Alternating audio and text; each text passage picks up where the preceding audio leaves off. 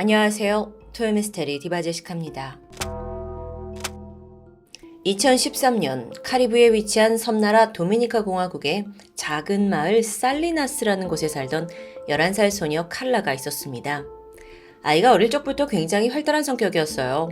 가장 좋아하는 놀이는 닭싸움, 나무타기였는데 그래서인지 유독 남자아이들과 같이 장난치고 놀길 좋아했죠. 부모가 봤을 때 칼라의 어린 시절에 좀 남달랐던 점이라면 인형을 주면 바비 인형 중에서도 남자 켄을 골랐다는 점입니다. 충분히 그럴 수 있죠. 근데 칼라가 성장을 하면서 점점 자신의 긴 머리를 거슬려 하고 또 치마를 입는 걸 강력히 거부하기 시작합니다. 또 또래 여자아이들과 달리 액세서리나 머리를 묶는 것도 전혀 좋아하지 않았고요. 부모는 그저 취향이려니 싶었습니다. 그런데 어느 날부터 아이가 묘한 말을 하기 시작합니다.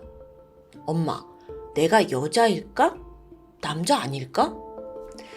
이에 대해서 부모는 아이가 사춘기를 맞아서 성 정체성에 혼란을 겪는 거라고 믿었어요. 하지만 그런 칼라의 몸에 이상한 현상이 생겨나기 시작합니다. 일단 이 소녀의 몸에 근육이 남다르게 발달하기 시작한 겁니다. 어깨가 유독 넓어지고 또 목소리도 굵어졌고요. 거기서 끝이 아니라 더 충격적인 일이 벌어지는데 어느 순간 칼라의 몸에서 남성의 성기와 고환이 자라났던 겁니다. 네, 정말로요. 칼라는 그 어떤 성전환 수술도 받지 않았고 이 모든 건 자연적으로 발생했습니다. 그렇게 소녀로 태어났던 칼라가 갈수록 완벽한 소년으로 변해갔죠. 이게 무슨 영화 속 이야기인가 싶겠지만 100% 실화입니다. 2014년이 되어서 칼라는 아예 이름도 남자 이름인 카를로스로 바꿨고요. 긴 머리 자르고 본격적인 소년으로 살기 시작합니다. 여기에 대해 아이는 남자가 된 자신의 모습을 보면서 해방감을 느낀다고 말하는데요. 하지만 부모의 심정은 다르죠. 어린 딸이 아들로 변한 걸 믿기도 힘들고 그저 거부하고 싶었는데요. 여자아이로 태어난 아이가 자랄수록 남성의 성기를 갖고 남자가 되어간다는 이 증상. 그런데 이런 현상을 겪은 게 칼라가 처음은 아닙니다. 특히나 이 살레나스 마을에는 오래전부터 한 90명의 한 명꼴로 하루아침에 여자아이가 남자로 변한 아이들이 분명 존재했어요.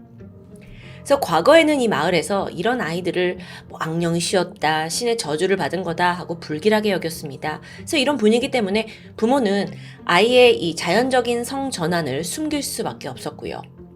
그래서 이 살리나스 마을에서 벌어지는 유례없는 현상은 사실 수년 동안 계속 쉬쉬하면서 은폐되어 왔었는데요. 그러다 뒤늦게 2015년이 되어서야 세상에 밝혀지게 된 거죠. 자, 이 소식은 멀리 미국에 있는 코넬 의과대학 줄리엔 맥기니 박사에게도 전해집니다. 그녀는 사실 오래전인 1970년대부터 이 전 세계 아이들에게서 나타나는 자연적인 성전환 현상을 연구해오고 있었습니다. 그녀는 이 자연적인 현상을 과학적인 접근으로 연구를 했고 결론적으로 이걸 일종의 병이라고 확신하고 있었어요. 그래서 나온 정식 병명이 게베도세즈입니다. 게베도세즈, 이걸 해석하면 12살에 생긴 남성 생식기라는 뜻인데, 자, 이제 이 병에 대해서 좀 더 알아볼까요? 원래 태아는 수정이 된 후 처음 몇 주 동안 성별이 나타나지 않은 채 성장합니다. 대신 남녀에 상관없이 생식샘이라는 부분과 작은 돌기를 가지고 있어요. 시간이 지나서 8주차가 되면 태아는 가지고 있는 성염색체에 따라서 남성이냐 여성이냐 이 호르몬의 영향으로 생식기가 형성이 되는 거죠. 여러분 아시다시피 XY 염색체를 가진 남자아이는 음경이 발달합니다. 하지만 이때 이제 필요한 어떤 특정 효소가 부족하게 되면요.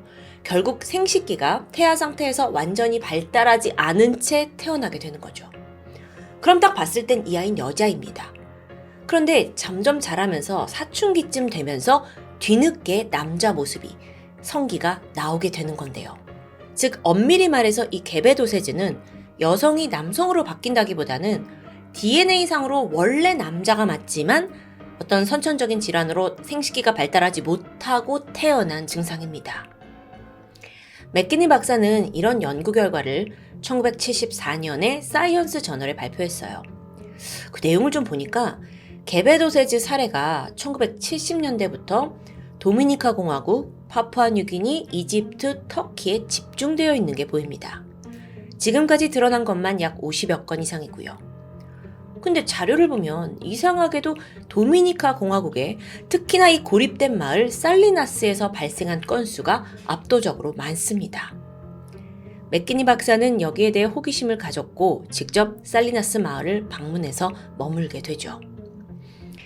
자, 마을에 도착해서 보니 정말 개베도세즈병을 경험한 사람들이 곳곳에 퍼져 있는 걸 두 눈으로 목격합니다.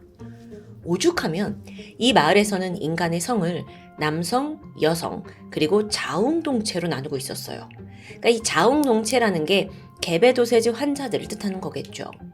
여기서 맥키니 박사는 병이 어디서 시작되었는지 그 기원을 찾기 위해 마을에서 여러 연구를 진행합니다. 그 결과 살리나스 마을 주민들 사이에서 특이하게도 남성 생식기를 만들어내는 효소의 결핍 빈도가 좀 비정상적으로 높은 게 확인돼요. 그 이유가 뭘까 조사해보니 유전병 때문이었죠. 이 살리나스 마을이 좀 고립된 곳이라고 했는데 타 마을과 교류가 거의 없습니다. 그래서 지역 사람들끼리 결혼하는 풍습이 오랫동안 내려져 왔던 겁니다. 그러니까 일종의 향토병처럼 개베도세즈 병이 자리 잡게 된 거고요. 자, 다시 앞서 얘기했던 카를로스의 이야기로 좀 돌아와 보면 그는 자라서 이제 남성으로서의 성 정체성을 담담히 받아들였습니다. 부모도 처음엔 저주라고 했지만 차차 자식을 아들로 인정하고 사랑하게 됐고요. 하지만 삶이 마냥 평탄한 건 아니었겠죠. 아이가 소년으로 변한 후에 학교에 다니는 게 정말 어려웠습니다. 하필 좀 나이대가 굉장히 민감한 그 사춘기 시기의 변화를 겪게 됐잖아요. 그러니까 그 친구들도 이걸 받아들이기 너무 어려운 거예요. 그래서 이상한 애라고 놀리기 일쑤입니다. 카를로스는 자신의 증상을 설명하고 또 싸움까지 하면서 남성임을 증명해야 했고요. 여러분, 현재 이 개베도세즈병은 성 발달장애의 일종으로 알려져 있습니다. 미국에선 이걸 인터섹스, 간성이라고 부르는데 사실 미국에서도 종종 이 간성의 아이들이 태어나고 있다고 하는데 사실 그중 많은 아이들은 결국 성배정 수술을 선택해야 합니다. 실제 사례를 볼까요? 여기 사진 속의 사이파 월, 그녀는 미국에서 간성으로 태어난 아이였습니다. 1992년 13살에 여성으로서 성배정 수술을 받았어요. 자, 근데 이때 그녀를 여성으로 결정한 건 담당 의사의 생각이었습니다. 그러니까 사이파의 원래 성향이나 의견은 어리다는 이유로 전혀 고려되지 않았던 거죠. 더구나 여러분, 개베도세즈병은 여자가 남자로 바뀌는 게 아니라 원래는 남자가 생식기가 없이 태어나는 것뿐이에요. 하지만 의사가 이런 깊은 지식이 없이 끝내 사이파에게 너는 여성이 될 거다 하면서 수술을 강요한 겁니다. 성전환 수술을 받았고요. 그렇게 살아가는데 사이파는 성인이 되면서 계속 그 정체성에 혼란을 겪은 거예요. 결국 다시 남자로 돌아가기로 결심했죠. 하지만 그런다 해도 남은 생 평생 동안 호르몬 주사를 맞으며 살아가야 합니다. 그렇게 늘 억울해하던 사이파가 35살이 되어서 문제의 담당 의사를 다시 만나게 됩니다. 하지만 의사는 끝내 자신의 행동에 대한 실수를 인정하진 않았어요. 나는 분명 수술 동의도 부모님에게 받았고 또 당시 의학 기술이 현재만큼 발전하지 않았었다라는 설명뿐이었죠. 실제 사례자가 또 있는데요. 앞서 이 카를로스와 같은 살리나스 마을에 살던 소녀 펠리시타입니다. 이 아이 역시 왼쪽에 있는 소녀인데 굉장히 남성적인 정체성을 이제 자라나면서 깨닫게 됩니다. 다소 좀 빠른 시기, 7살 때 신체적 변화가 왔다고 해요. 그러니까 이제 주변에서 이상하잖아요. 학교에서 넌 악마다라고 막 불리면서 수모를 겪었지만 어린 나이에도 그 시간을 잘 견디고 성장해 옵니다. 아이가 이제 성인이 되었죠. 그리고 존이라는 이름의 남성으로 살아가고 있습니다. 사례는 더 있습니다. 아흔이 지긋이 넘은 로소 카라스코 씨. 이 사람은 살리나스 마을 근처 살라딜로스라는 곳에 살고 있는데 어렸을 땐 사실 로사라는 이름의 여성이었습니다. 이미 시간이 많이 지나서 자신이 정확히 어떻게 남자로 변했는지는 잘 기억하지 못한다고 해요. 하지만 개베도세즈 병으로 인해 그의 삶이 얼마나 불행했는지는 잘 기억하고 있다는데, 굉장히 성 정체성이 불안하잖아요. 그래서 성인이 돼서도 가정을 꾸리지 못하고 평생을 홀로 외롭게 살아야 했습니다. 여러분, 이게 단순히 정신적인 문제만이 아닌데요. 안타깝게도 개베도세즈 환자들은 생물학적으로 아이를 가질 수 없다고 알려져 있습니다. 자, 마지막 사례자인 페레즈 역시 또 살라딜로스 마을 인근에 살고 있어요. 그녀는 30대 여성인데 지금껏 소개한 환자들과는 좀 다르게 이 신체적인 변화를 받아들이는 대신에, 그러니까 남자가 되는 성기를 갖는 대신에 꿋꿋이 여성으로 살아가길 택했습니다. 여러분, 이런 사례가 개베도세즈 환자들 중에서 극소수예요. 왜냐하면 원래부터 이 사람들은 DNA가 남자잖아요. 그래서 대부분 남자로서 이제 성 정체성을 갖게 되는데, 소녀였던 페레즈 역시 사춘기 이후에 남성이 되어가는 이 변화가 왔고 그걸 막을 수는 없었어요. 하지만 항상 그녀는 자신을 여성이라고 느꼈고 다른 게 되고 싶지 않았다고 말합니다. 그래서 성인이 돼가면서 몸은 점점 남자처럼 변하지만 오히려 자기가 돈을 들여서 가슴 수술까지 감행한 후에 지금의 여성의 모습으로 살게 됩니다. 그녀 역시 아이를 가질 수는 없어요.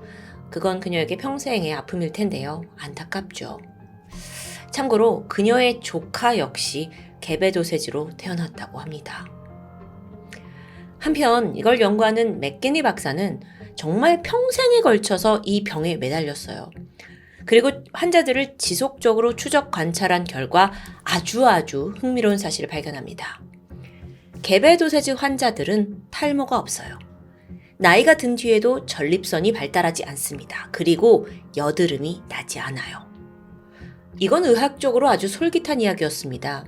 왜냐하면 개베도세즈 환자들에게 없는 그 결핍된 효소라는 게 있잖아요.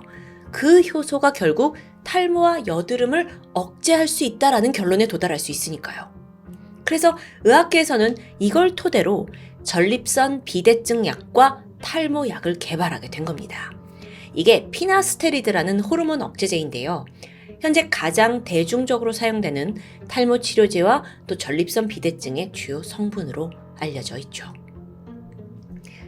현재 이 개베도세즈 증상을 가진 사람들이 전 세계적으로 줄어드는 추세입니다.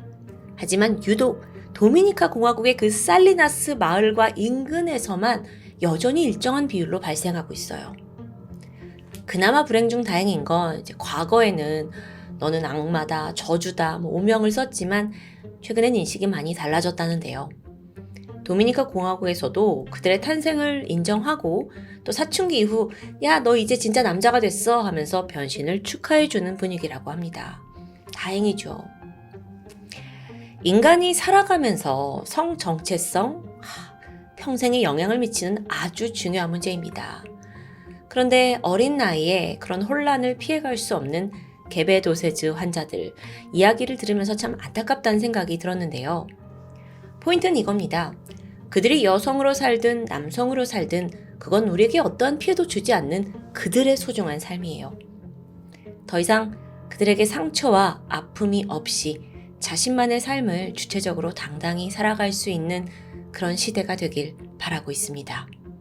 지금까지 토요미스테리 디바제시카입니다.